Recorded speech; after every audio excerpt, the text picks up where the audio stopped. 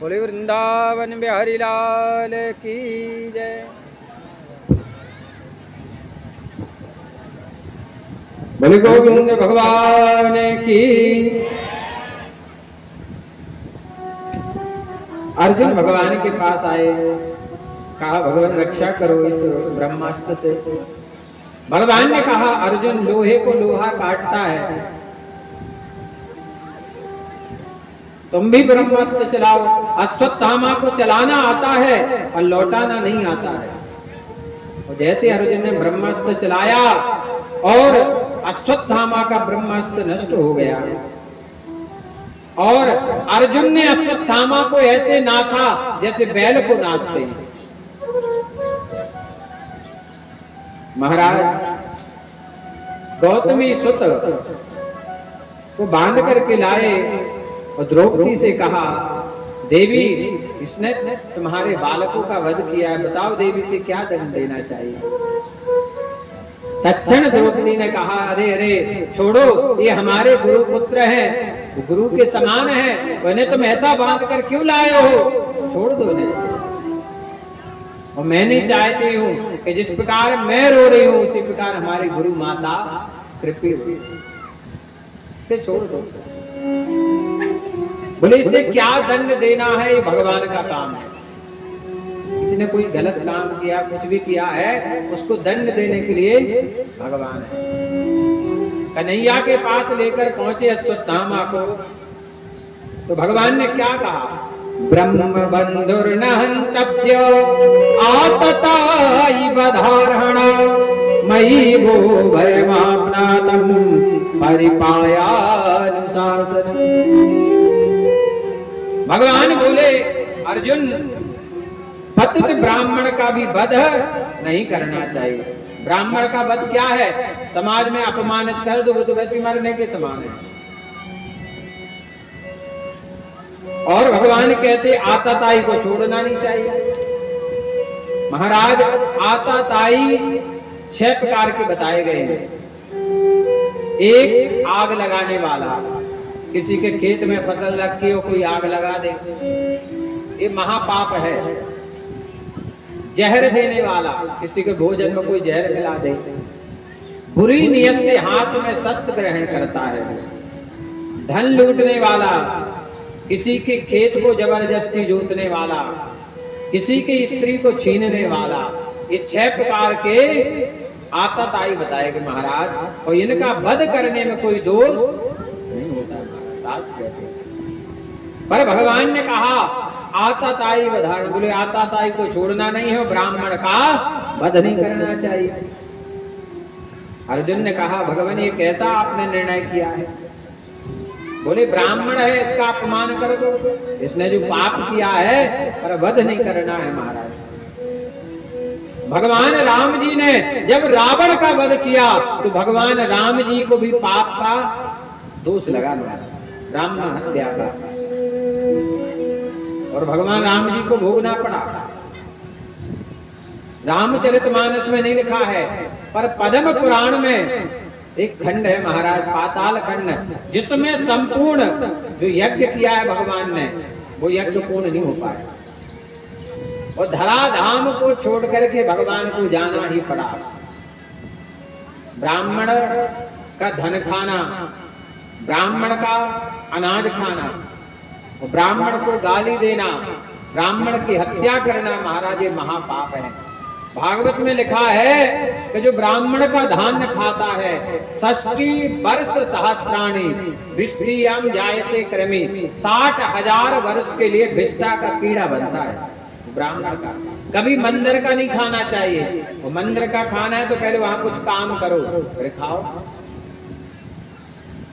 तो बोली ब्राह्मण का क्या किया जाए, बोले इसके सिर पर मणि है, मणिम जगार मूर्धन्यम दुजस्य सह मूर्धजम, मणि को छीन लिया और अपमान कर दिया महाराज। अश्वत्थामा वध के समान हो गया। ऐसे ही ब्रह्म बंधुना बधो नान्योस्ति देह का, कहते हैं उसका सिर मुड़ा देना, सिर के बाल बना देना, उसका धन छीन लेना और इस स्थान से बाहर निकाल देना, यही ब्राह्मण का वध है। यदि ब्राह्मण गलत करता है तो ऐसा अपमान कर दिया जाए तो वो वध के समान है महाराज। यदि आता था ये अश्वत्थामा महाराज, उसने अब प्रतिज्ञा कर ली, मेरा इतना अनादर, मेरा इतना अपमान कर दिया, अब मैं पांडवों के वंश को नष्ट कर दूंगा। अभिमन्यु की पत्नी थी उत्तरा, उत्तरा के ऊपर अश्वत्थामा ने ब्रह्मास्त्र चलाया। उत्तरा भगवान के पास दौड़ी, पाहि पाहि महायोगिन देव देव जगतपते, नान्यम तुद भयम पश्ये यत्र मृत्यु परस्परम। उत्तरा ने कहा, देवादि देव जगदीश्वर, आप महायोगी हैं, आप मेरी रक्षा कीजिए, रक्षा कीजिए। आपके अतिरिक्त इस लोक में मुझे अभय देने वाला कोई नहीं है, रक्षा कीजिए भगवान। भगवान ने छोटा सा रूप बनाया, उत्तरा के गर्भ में भगवान ने प्रवेश किया और उत्तरा के गर्भ से एक महान भक्त का जन्म हुआ, परीक्षित महाराज का। बोले परीक्षित महाराज की। परीक्षित महाराज का जन्म होता है। आगे चल करके पांडवों की विजय हुई और भगवान जाने लगे तो यहाँ पर भगवान ने अपनी बुआ कुंती से कहा कि बुआ माँ को क्या चाहिए। तो कुंती बुआ ने 26 श्लोकों में भगवान की बहुत ही सुंदर स्तुति की है। कृष्णाय वासुदेवाय देवकी नंदनाय च नंद गोप कुमाराय गोविंदाय नमो नमः। भगवान के ये नाम जितने लिए हैं कुंती ने, एक एक नाम की महिमा है। भगवान को पहला कहा कृष्णाय, कृष्ण नाम लिया, पर वासुदेवाय कहा, पर देवकी नंदनाय कहा, पर नंद गोप कुमाराय कहा, पर गोविंदाय। एक नाम ले सकती थी कुंती, पर इतने नाम लिए कुंती ने। एक यदुवंशी जो होता है वो एक गाय खरीदता है, पर उसके एक बछड़ा होता है, पर उसके और बछड़े होते हैं, पर और होते महाराज, और एक गाय की 50 गाय हो जाती है। पहले की जो पहली गाय होती है तो उस यदुवंशी का सबसे ज्यादा प्रेम उस पे होता है। इसी गाय से इतने ज्यादा हमारे घर में गाय पालन हो रही महाराज। तो बूढ़ी गाय बहुत प्रिय होती महाराज। घर में विवाह शादी होती है, गोदी फलदान होता है, और गोदी भरने जाते तो सबसे पहले किसे उठाया जाता है? जो सबसे बड़े हो। बोले सबसे पुराने जे हैं, हम सब इन्हीं के आशीर्वाद से हैं, जे नहीं होते तो हम लोग कहां से होते। तो कुंती कहती है मैं वही गाय हूं पांडवों की। हे भगवान, कृष्णाय कहा है, ये नाम भक्तों ने दिया है। कृष्ण का अर्थ होता है जो हमें अपनी ओर खींचे, आकर्षित करे, अपने बस में कर ले महाराज। वृंदावन की एक मुस्लिम जाति की लड़की थी, बहुत सुंदर थी वो। उसे अपनी सुंदरता पे बड़ा अभिमान था कि मुझे कोई बस में नहीं कर सकता है, मुझे कोई अपना बना नहीं सकता है महाराज। सब लोग उसके आगे पीछे घूमते थे, क्योंकि जो स्त्री सुंदर होती है महाराज, आगे पीछे लोग घूमते ही हैं उसके। तो सबने कहा अभी तूने हमारे बिहारी जी को नहीं देखा है, तुम अपने आप को भूल जाएगी, क्योंकि बांके बिहारी से ज्यादा सुंदर कोई दुनिया में है ही नहीं महाराज। बोले जी कहाँ है? बोले वृंदावन में। और ये युवती जैसे भगवान के सामने पहुंची और इसने बांके बिहारी को देखा तो अपने आप को भूल गई। जल्दी सज धज के श्रृंगार करके महाराज ये भगवान के सामने रोज खड़ी हो जाती, केवल भगवान को एक टक लगाकर देखती रहती। महाराज महीनों बीत गए, ऐसी लगन इसकी भगवान से लग गई। और जब आप भगवान के मंदिर रोज जाओगे तो भगवान को भी आपसे लगन लग जाएगी। तो हमारे बिहारी जी भी प्रेम करने लगे। अब एक दिन ऐसा आया तो पुजारी जी ने पट बंद किया, ये भगवान को देख रही थी। भगवान तो पर्दे में आग लग गई। पुजारी बोली आग न माचिस जलाई न कुछ, अपने आप आग। प्रेम की अग्नि, प्रेम में विघ्न किया, पर्दा ने आग लग गई। फिर से पर्दा लगा, फिर से आग लगी। फिर पुजारी जी के समझ में आया कि हमारे जी बिहार जी नटों के नट है, कब किसको अपना बना ले। इस युवती को अपना बना लिया और ये इनकी बन गई है। महाराज तो तभी से वृंदावन में एक नियम बन गया कि 5 मिनट से ज्यादा ठाकुर जी का पट नहीं खुला रहता है। 5 मिनट खुला रहेगा, एक झरोका घलेगा ऐसा, ऐसा नहीं कि फिर से दूसरा कोई लगन लगा दे। ध्यान से देना, आप मंदिर में 10 मिनट खड़े होना बिहारी जी के, एक झरोका ऐसा आएगा और फिर फट पड़ जाएगा। रेगुलर नहीं खुला रहता पर्दा, हर मंदिर में देखना रेगुलर पर्दा खुला रहता है 12 बजे तक, और बिहारी जी का नहीं खुला रहता। 5 मिनट में एक झरोका आएगा। और वो युवती कहने लगी, वो मैं तो बाकी की बाकी बन गई और बन गया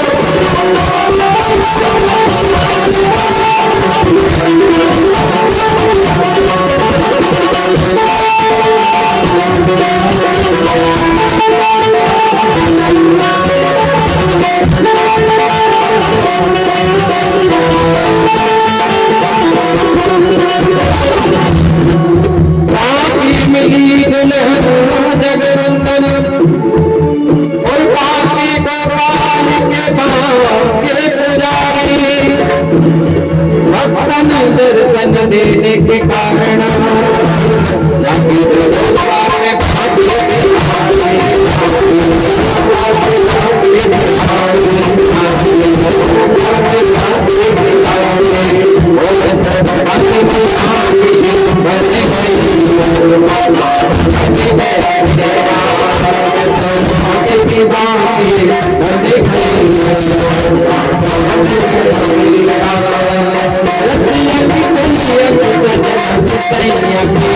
I'm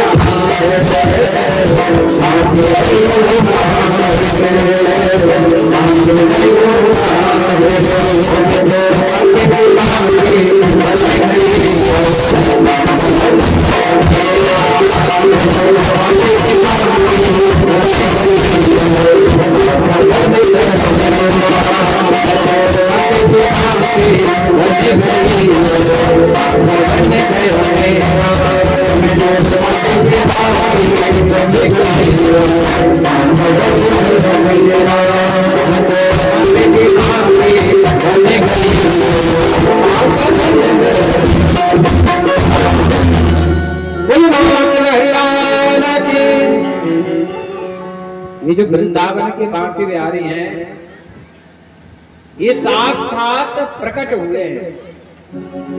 कई लोगों को इस रहस्य का भी पता नहीं है, इनकी प्राण प्रतिष्ठा नहीं हुई है। श्री हरिदास महाराज ने मधुबन में अपनी गोदी में प्रकट किया था। हरिदास महाराज इसी कलयुग में वो वही बांके बिहारी विराजमान एक राधा रमण जो सालिग्राम भगवान से प्रकट हो गए। ये साक्षात प्रतिमा है भगवान के विग्रह। तो कुंती ने बड़ी सुंदर स्तुति गाई, भगवान को कृष्ण कहा। ये नाम भक्तों ने दिया है। वासुदेवाय, वासुदेव और देवकी जो कारागृह में बंद थे उन्हें बचाया। देवकी नंदनाय जा, नंद गोप कुमाराया, गोप ग्वालों की रक्षा की भगवान ने। दावानल से, अगासुर से, बकासुर से, तृणावर्त से, बेमासुर से। और गोविंद गायों के रक्षक केवल एक हैं भगवान। जो यदि एक बार गोविंद कहता है, गोपाल कहता है महाराज, भगवान के हृदय में से जगह मिलती है। भगवान को अपने 1000 नामों में ये 2 नाम बहुत प्रिय हैं, एक गोविंद और एक गोपाल। क्यों प्रिय है? क्योंकि इनमें सबसे पहले गौ माता का नाम आया। गाय की सेवा हमेशा करनी चाहिए। नमः पंकज नाभाय, नमः पंकज मालिने, नमः पंकज नेत्राय, नमस्ते पंकजाग्रे। बड़ी सुंदर 26 श्लोक में स्तुति की। इतनी सुंदर स्तुति की कि भगवान द्वारकापुरी जा रहे थे। भगवान ने द्वारकापुरी जाना उचित नहीं समझा, उसी समय रुक गए, बोले अब नहीं जाएंगे। क्योंकि भगवान कहते हैं मेरा वास वही है जहां मेरे भक्त हैं। जो मेरी भक्ति करता है मैं उसके घर दौड़कर चला आता हूं। 9वें अध्याय में भीष्म पितामह ने भगवान की बहुत सुंदर स्तुति गाई है। बाणों की सैया पर लेटे भीष्म पितामह। जब पांडवों की विजय हो गई तो पांडव बड़े खुशी के साथ सो रहे थे। जैसे घर में शादी या कोई बड़ा उत्सव हो, जब पूरा समाप्त हो जाए, 2-3 दिन बाद सबके पैसा चुक जाए, तो जो घर धनी होता फिर आराम से सोता। तो पांडव लोग सो रहे थे और भगवान रो रहे थे। पांडवों ने देखा कि रात के 12 बजे कौन रो रहा है। अच्छा, भगवान कब रोते हैं पता है? जब उनका भक्त दुखी हो। भगवान कहते तो मुझे गाली दे दो, मुझे दुख नहीं। तुम मेरी मूर्ति को खंडित कर दो, मुझे इतना दुख नहीं है। तुम मेरे मंदिर में चोरी कर लो, मुझे दुख नहीं है। पर यदि तुमने मेरे भक्त से बात की या मेरे भक्त को कष्ट पहुंचाया तो भगवान कहते ये मुझे स्वीकार नहीं है। सब स्वीकार करते हैं भगवान, और उनके भक्त को कोई दुख पहुंचाए। महाराज अम्बरीश संत दुर्वासा ब्राह्मण थे, पर भगवान के भक्त थे अम्बरीश जी महाराज। राजा थे क्षत्रिय महाराज। जो क्षत्रियों ने भगवान की सेवा की है, सबसे ज्यादा यज्ञ किए हैं, सबसे ज्यादा दान किया है, सबसे ज्यादा मंदिर निर्माण किए हैं महाराज, क्षत्रियों के द्वारा बनाए गए महाराज। अम्बरीश जी स्वयं भगवान की सेवा करते थे। एक दिन चकिया चला रहे थे गेहूं डाल करके, पसीना आ रहा था। एक राजा जहाँ प्रजा है, नौकर चाकर हैं, पर भगवान का काम नौकर चाकरों से नहीं कराते, स्वयं कर रहे हैं राजा।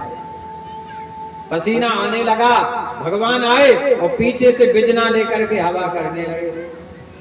अम्बरीश जी ने कहा ये ठंडी ठंडी हवा कहाँ से आ रही है? देखा तो पीछे ठाकुर जी हवा कर रहे हैं। अब सोचो अम्बरीश जी कितने भक्त हैं कि भगवान स्वयं आकर बिजना हिलाने लगे। कितने भक्त हो गए अम्बरीश जी। अम्बरीश जी ने जय जय, हे प्रभु ये आपको शोभा नहीं देता है, आपका काम है सेवा लेना, सेवा देना नहीं। तो भगवान ने कहा क्यों? अरे जब तुम हमारे लिए चकिया चला सकते हो, तुम्हारे पास नौकर हैं, चाकर हैं, सब कुछ है करने वाले, फिर भी तुम मेरा काम स्वयं कर रहे हो, तो क्या मैं तुम्हारे लिए पंखा नहीं हिला सकता हूँ? अरे जब तुम हमारे चकिया चला सकते हो तो हम भी तुम्हारे पंखा हिला सकते हैं। भगवान इतने प्रसन्न थे अम्बरीश जी पर कि उन्होंने चक्र सुदर्शन को पहली बार भगवान ने छोड़ा किसी के लिए। नाते भगवान के हाथ में चक्र, गदा, शंख और पद्म, ये कभी भगवान ने अलग नहीं किए। और राजा अम्बरीश के लिए चक्र सुदर्शन को नियुक्त कर दिया है कि मेरे भक्त को कोई कष्ट पहुंचाए तो तुम ध्यान देना। संत दुर्वासा आए और संत दुर्वासा ने राजा अम्बरीश को मारना चाहा। कृत्या नाम की राक्षसी प्रकट की, चक्र सुदर्शन ने कृत्या को मार डाला और संत दुर्वासा के पीछे पड़ गए और संत दुर्वासा भागे। और ये कौन थे? ब्राह्मण थे।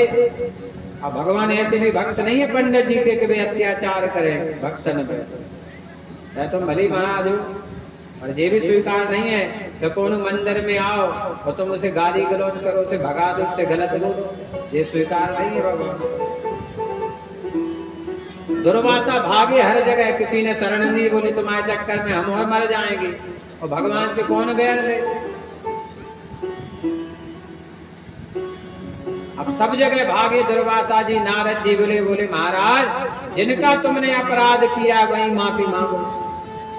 संत दुर्वासा पहुंचे, अम्बरीश के चरणों में गिरे, तत्क्षण हाथ पकड़ लिए, हे ब्राह्मण देवता ये क्या कर रहे हो? मुझे पाप में क्यों डालते हो? क्षत्रिय का धर्म है ब्राह्मण की सेवा करना। क्षत्रिय ब्राह्मण के चरणों में ही रहकर राज्य कर सकता है। जो क्षत्रिय ब्राह्मण की शरण में रहता है वही सच्चा राजा है महाराज, और वही क्षत्रिय का नाम होगा जो ब्राह्मण की सेवा करेगा। हे महाराज हमारे तो पूज रहे हैं ब्राह्मण।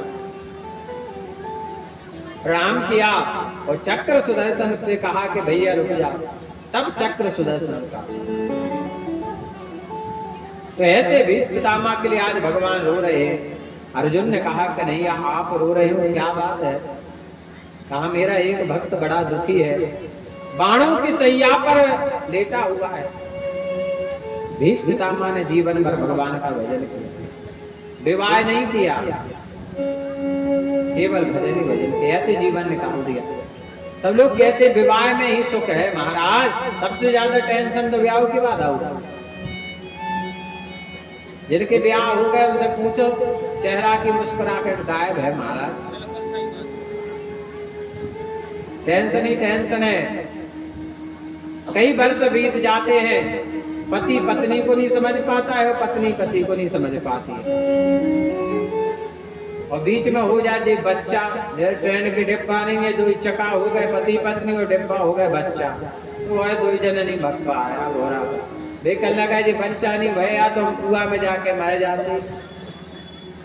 बेकल लगा हम तो भाग जे बोले इन्हें ले आ जाओ, हम संग के लेके आए थे। तो जो बच्चा भी बांधे ना दो जन को, भगवान की कृपा नाथ न का।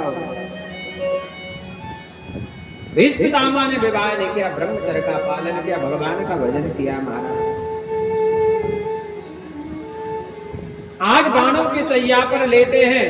प्रातः काल हुआ, द्रौपदी पांचों पांडव और भगवान जब कुरुक्षेत्र में पहुंचे तो भीष्म पितामह ने देखा भगवान को आंखों से झरझर आंसू गिरने लगे। भगवान की कथा में भगवान के कीर्तन में, भगवान का दर्शन करने में महाराज उसी के आंसू निकल सकते हैं जो सच्चे मन से दर्शन कर रहा हो, भजन कर रहा हो, सच्चे मन से कथा में डूबकर कथा सुन रहा हो, महाराज वही रो सकता है। आज भगवान को जब भीष्म पितामह ने देखा, आंसू निकलने लगे। मैं कितना अभागा हूँ, जीवन भर मैंने सिर झुकाया, हाथ जोड़े, आज मैं इतना असमर्थ हूँ कि मैं उठ नहीं पा रहा हूँ, हाथ नहीं जोड़ पा रहा हूँ, सिर नहीं झुका रहा हूँ। आंखों से इतने आंसू बहे महाराज भीष्म पितामह के भगवान के चरणों तक पहुंचे। भीष्म पितामह कहते, भगवान इन आंसुओं को ही मेरा प्रणाम स्वीकार करना। भगवान ने जब इस भाव को देखा तो हमारे ठाकुर जी भी रोने लगे। धन्य है भीष्म पितामह तुम्हारी भक्ति। भगवान ने कहा, मांगो भीष्म पितामह क्या चाहिए। भीष्म पितामह ने कहा, भगवान जिसे आप मिल जाओ उसे क्या चाहिए। भीष्म पितामह कहते, भगवान मेरी एक बेटी है, ब्रह्मचारी है और बेटी भी है। अब बेटी कौन सी? बुद्धि। मेरी बेटी बुद्धि है भगवान, मैंने इसे कभी खराब नहीं होने दिया, इसे मैंने हमेशा पवित्र रखा है। भगवान मैं एक बात पूछना चाहता हूं कि मैंने ऐसा कौन सा पाप किया है जो मुझे ऐसा दंड मिला। रोम रोम में बाण छिदे हुए हैं। द्रौपदी हंस पड़ी। पांडवों ने कहा, देवी कोई मरणासन पर तुम हंस रही हो। भीष्म पितामह ने कहा, द्रौपदी कोई साधारण स्त्री नहीं है। कहा, बेटी क्यों हंसी? द्रौपदी ने कहा, हे पितामह आप कहते हो आपने कोई पाप नहीं किया। जब दुशासन मेरी साड़ी खींच रहा था उस सभा में आप बैठे थे, तो एक पिता के सामने उसके बेटी का अपमान हो जाए, निर्वस्त्र किया जाए, तो ऐसे पिता को डूबकर मर जाना चाहिए। तो आप देख रहे थे, कहते कोई पाप नहीं किया, इससे बड़ा पाप क्या होगा। उसी समय भीष्म पितामह ने कहा, मैंने दुर्योधन का दूषित अन्न खाया था। ध्यान देना, एक बात और यहाँ आई है, अपने बच्चों को जो आप जो धान्य खिलाओ, जो दूध पिलाओ, जो वस्तु खाने के लिए लाओ, वो मेहनत के पैसे खिलाना, ईमानदारी के पैसे खिलाना, वो खिलाना महाराज।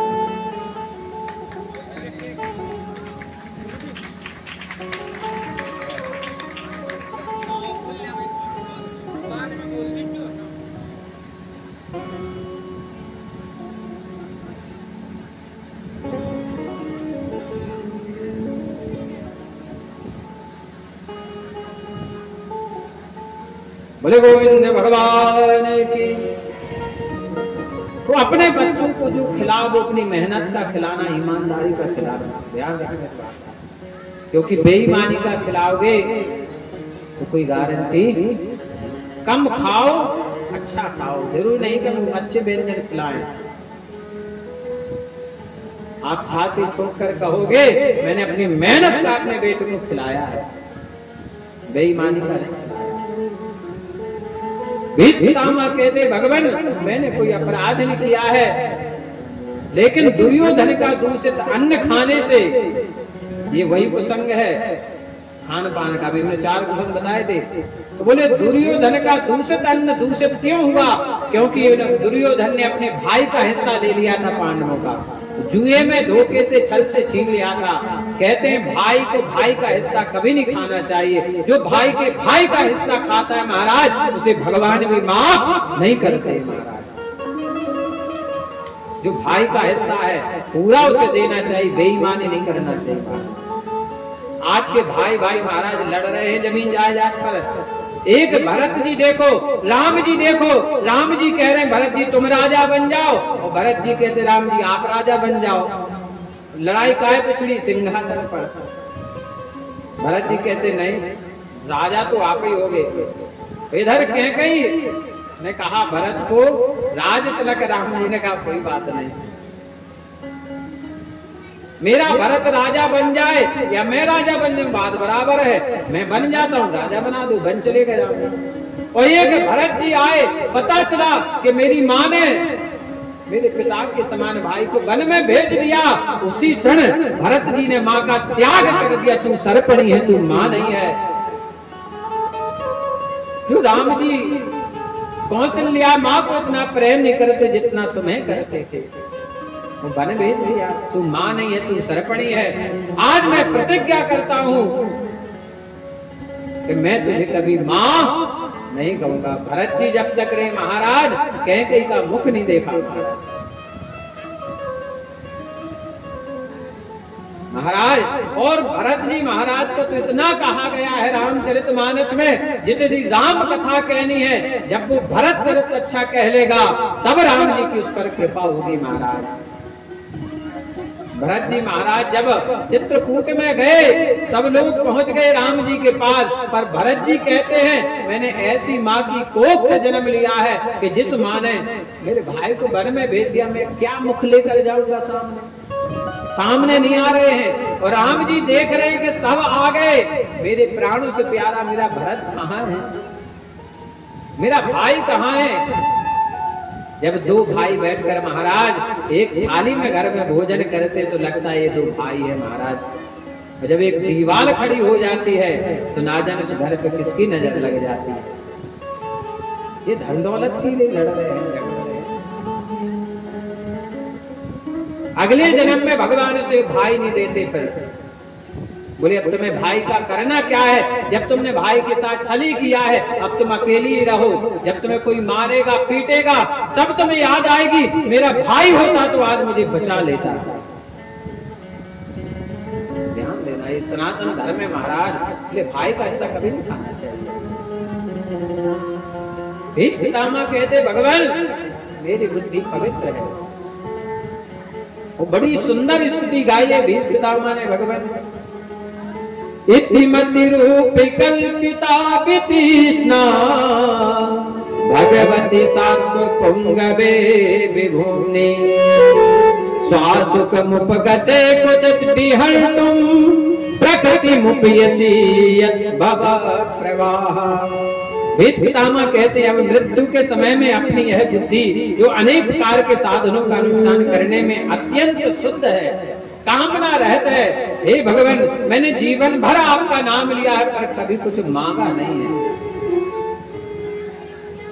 वो सच्चा भगवान का भक्त वही है जो भक्ति करके कभी कुछ ना मांगे, भगवान को भजन करता रहे। क्योंकि भगवान ने सबसे बड़ी कृपा की कि तुम्हें कुत्ता नहीं बनाया, गधा नहीं बनाया, तुम्हें मनुष्य बनाया कि तुम भगवान की कथा सुन रहे हो। जितने संसार के सुख हैं, जितने तीर्थ हैं, सब तुम्हें मिल रहे हैं महाराज। कोई स्वान हो गाड़ी के नीचे आ जाता मर जाता, कोई उठाने वाला नहीं होता। तुम मर जाओगे तो घर वाले हैं, गांव वाले हैं, जला देंगे। कुत्ते को कौन उठाएगा? कई लोग कहते तुम्हें कुत्ते की मौत मरना है।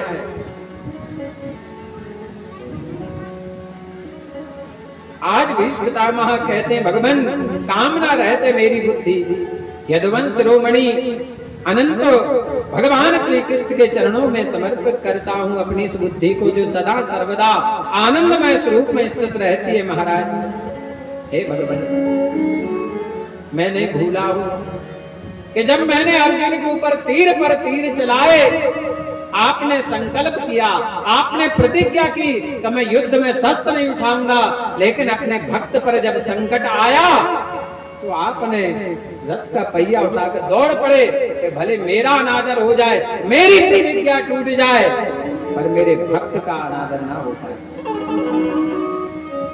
मेरे भक्त का बाल बांका ना हो पाए। किसी ने कहा है प्रबल प्रेम के पाले पड़कर प्रभु को नियम बदलते देखा, अपना मान भले चल जाए भक्ति को मान निकलते देखा। प्रबल प्रेम के पाले पड़कर प्रभु को नियम बदलते देखा, अपना मान भले चल जाए भक्ति को मान निकलते देखा।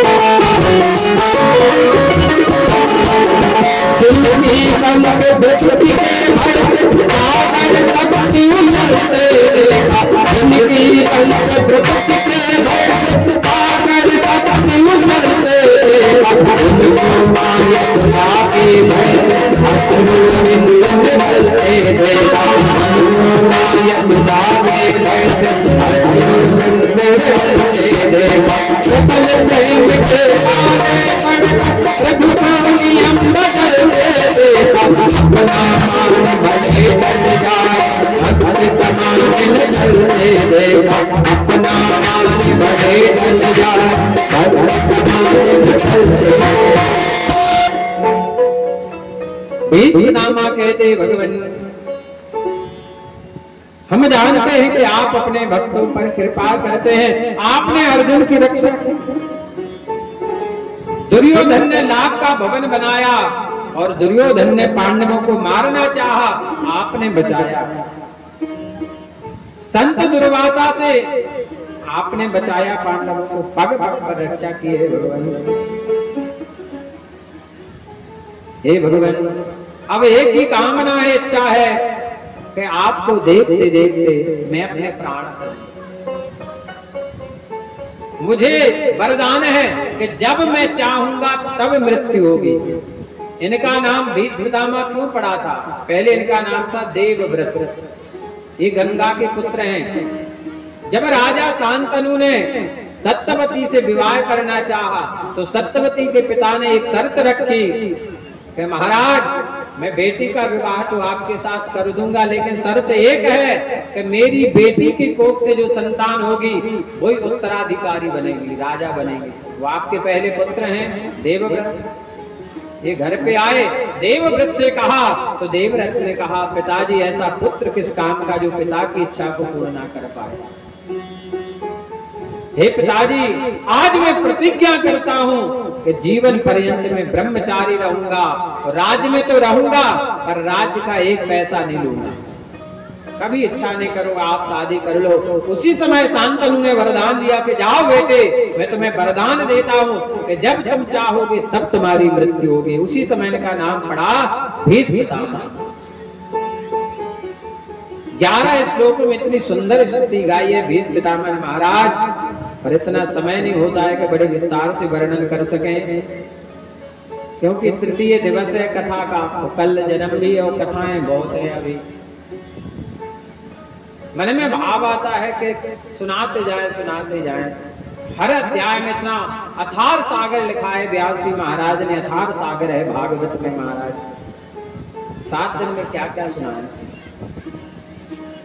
सूत जी महाराज कहते हैं, भीष्मपितामह ने मन वाणियों दृष्टि वृत्तियों को आत्मस्वरूप भगवान श्री कृष्ण में समाहित और लीन कर दिया, और भगवान को देखते देखते अपने प्राण त्यज दिए। बोले गोविंद भगवान की। आगे चलकर भगवान का द्वारकापुरी में जाना, द्वारका में भगवान का राजोचित स्वागत सम्मान होना। इधर राजा परीक्षित महाराज का जन्म होता है और पांडवों ने राजा परीक्षित महाराज को राजपाट सौंपा और स्वर्गारोहण के लिए चले गए। हमारे शास्त्र कहते हैं कि 50 साल तक गृहस्थ जीवन का सुख भोगना चाहिए। खूब रसगुल्ला खाओ, समोसा खाओ, भजिया खाओ महाराज, खूब रिश्तेदारी में जाओ, खूब पत्नी को घुमाओ, सब जगह जाओ। पर जैसे इनके वन आ जाए तो वन में प्रवेश, मतलब वृंदावन, अब माला पकड़ लो। अगर माला नहीं तुमने पकड़ी इनके वन में तो लग गया 61, फिर सठिया जाना है। क्योंकि मनुष्य को सही आयु कितनी मिली है पता है आप लोगों को? 40 वर्ष। 40 वर्ष तक ना तो कोई बीमारी, ना कोई कष्ट, ना कोई दिक्कत, और समस्याएं खड़ी होती है 40 के बाद। क्योंकि ब्रह्मा जी ने 4 बनाए, मनुष्य बनाया, कुत्ता बनाया, बंदर बनाया और गधा बनाया, और सबके लाने आयु कितनी थी? 40 वर्ष। देवताओं ने कहा जिसको ज्यादा आयु देना चाहिए उसे तो तुमने कम दी मनुष्य को। कुत्ता 40 साल जी के क्या करेगा? गधा क्या करेगा? बंदर क्या करेगा? तो बोले क्या करें? बोले आधी आधी आयु निकाल लो, 3 जनन की, मन उसको दे दो। तो 20 साल कुत्ता की, 20 साल गधा की और 20 साल बंदर की आयु मनुष्य में जोड़ दी। तो 40 साल तक तो वो बढ़िया रहता है महाराज। और जैसे 41 लग जाते महाराज, तो घर में काम कौन सा चालू हो जाता है? गधे वाला। माने नाती नता हो गए तो दुआए में बब्बा बैठे रहे, ससुर साहब लाए, क्या कर रहे? बैठ के लो खिलाओ, ये कंधा पे बैठ रहे हैं, चले जाओ बाजार से सब्जी ले आओ, तो थैला कंधा पे धरे, चले जाओ कुआ पे कांदी पटा ले आओ, तो गदन जैसे काम लग जाओ। 40 साल तक तो खुद कर पे, के बाद जे काम मिला मोड़ा संभाल ले भाग। अब 60 साल तक जे चला। अब आयु प्रारंभ होती है कुत्ता की। सुबह द्वारे पे बैठे और अंदर नहीं जा पाओ, बहु बिटियां रहते हैं, वो खांसी मासी ज्यादा बीमारी होने लगे, तो द्वारे में आ जा थाली, बोले तो कर लो भोजन, अंदर बहु बेटियां हैं, कब तो कितने बैठी, कैसी बैठी। पहले की जो बहुएं हती पतो चल जात तो ससुर साहब के बहू आ रही, जान तो कैसे? चुरियन की आवाज से। जैसे बहू ससुर से तो बोले नहीं, आजकल की बहू हैं बोलने लगी, पहले की नहीं बोलती महाराज। पहले तो वे चुइयां बजा देती, खन खन, हम बैठे कितने चले आए, और बहू आ रही है तो चलते हुए आए तो पांव की पायल बजती थी, तो ससुर साहब खांसने लगे थे, हम बैठे तो आए में अभी समझ जाते कि बहू आ रही। अब आजकल की बहू ऐसी पायलें पहन रही कि पता ही नहीं पहन के आ रही के जा रहे हैं। वो चूड़ियां इतनी पहन ले बिल्कुल एक बड़ी अशुभ मानी जाती है। जिस घर में पायल बजे, वो चूड़ी बजे, उस घर में लक्ष्मी का वास होता है महाराज। नाते जिंदगी भर पैसन को परेशान रहते उस घर में। लक्ष्मी जब लक्ष्मी बन के नहीं रहेगी तो कहां से लक्ष्मी जी आएंगी? जो स्त्री खाली हाथ हो जाए उसे एक कंगन का लिखा है। हम तो सुहागनों को देखा है महाराज, वे एक कंगन पहने रहते, उनको ये होश नहीं है कि हमें प्रसाद कैसे लेना चाहिए, ऐसे हाथ कर देते हैं। जो खाली हाथ जिनका हो उन्हें ऐसे प्रसाद लेना चाहिए। सुहागन को हमेशा साड़ी में लेना चाहिए, मांग में सिंदूर सूखना नहीं चाहिए। आजकल की कई स्त्रियों को हमने देखा कि मांग में सिंदूर नहीं, एक पेंसिल से आंग है, बस सूखी मांग है। अब पति कहां से ज्यादा दिन दिए? जितनी लंबी मांग उतनी लंबी आयु। तुमने तनक सी भई से तनक दी ना उन्हें, ठीक है? सिस्टम ही खत्म कर दिया, अब जरूरत ही नहीं है भाई की, ठीक है लो।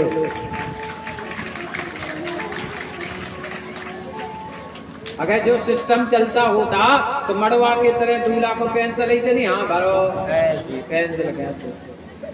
तो ध्यान देना, आप कोई साधारण स्त्रियां नहीं हैं, आप लक्ष्मी हैं, आप सती हैं। हमेशा 2 चीजों का ध्यान रखना, अंग प्रत्यंग हमेशा ढाक के रखना। सती वह है, वो आप पे तेज जब तक रहेगा जब तक आपका शरीर ढका रहेगा। शास्त्र कहते हैं कि पति के अलावा किसी के सामने मुख नहीं निकलना चाहिए। अंग तो बहुत बड़ी बात है, पति के सामने आप बैठो जैसे चाहे, कोई दिक्कत नहीं है, पर घर से बाहर निकलो तो महाराज अंग दिखना नहीं चाहिए, मर्यादा में रहना चाहिए, क्योंकि लक्षण हो। पांव में हमेशा पायल ऐसी पहनो जो बजे, चूड़ी इतनी पहनो को जो बजे, तब आप लक्ष्मी कहलाओगी। मांग में सिंदूर ऐसा भरो महाराज कि लाल रहे मांग, ये ध्यान रखना महाराज। जब इतना श्रृंगार करोगी महाराज तो जीवन पर्यंत सती रहोगी, सुहागन जाओगी भगवान के धाम। वो बड़ी भागवान वो स्त्री मानी जाती है जो सुहागन होकर जाती है। बोले गोविंद भगवान की।